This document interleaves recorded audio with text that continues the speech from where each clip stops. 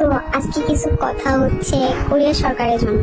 BTS, এই BTS এর মাধ্যমে কোরিয়া সরকার প্রতি বছর মিলিয়ন মিলিয়ন ডলার ইনকাম করেছে। এখন নাকি সেই কোরিয়া সরকার দ্বিতীয় বিটিএস খুঁজছে। ব্যাপারটা একটু হাস্যকর না?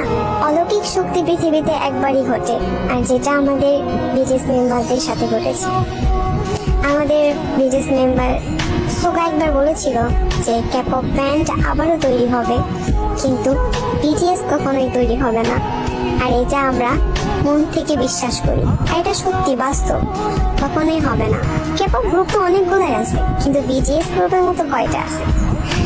না কখনো ছিল আর না কখনো হবে, কারণ পৃথিবীতে অলৌকিক শক্তি একবারই ঘটে।